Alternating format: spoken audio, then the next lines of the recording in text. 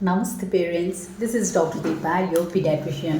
आज ओपिडीमा एउटा 4 वर्षको नानी लिएर उहाँको मम्मी आउनुभएको थियो होइन। अनि उहाँको कुराअनुसार चाहिँ बच्चाले चाहिँ राति सुत्ने बेला भएपछि जहिले खुट्टा दुख्यो भनेर रुन्डे 3 दिन जस्तो भयो यस्तो भएको होइन भन्दै हुनुहुन्थ्यो। सो पेरेन्ट्स अब के हुन्छ भन्दाखेरि यो हाम्रो 3 वर्षदेखि 12 वर्षसम्म होइन यो बालबालिकाहरूमा चाहिँ यो खुट्टा दुख्ने, यो तिघ्रा दुख्ने अनि यो काफ मसल्सहरू दुख्ने त्यस्तो चाहिँ हुन्छ। किन भन्दाखेरि यसलाई चाहिँ हामी ग्रोइङ पेन भन्छौँ है त।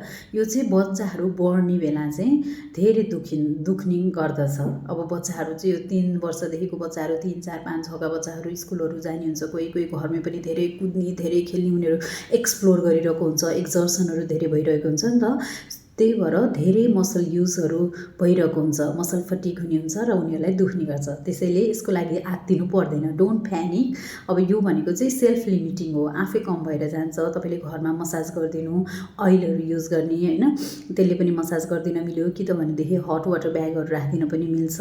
अनि बच्चाहरूले चाहिँ सकेसम्म फ्लुइडहरू धेरै दिनु, पानीहरू धेरै दिनु, डिहाइड्रेसन चाहिँ हुनु भएन है त। त्यसैले तर एकचोटि चाहिँ आफ्नो पिडियाट्रिसियनलाई कन्सल्ट गर्नुहोस् to rule out any other pathology. अरू केही पनि छैन समस्या, हार्ट जोर्नीको कुनै पनि समस्या छैन भनेदेखि चाहिँ ग्रोइङ पेन भनेर ढुक्कसँग बस्न मिल्छ। धेरै दुख्यो भने प्यारासिटामल युज गर्न सकिन्छ। हस् त, थ्याङ्क यू।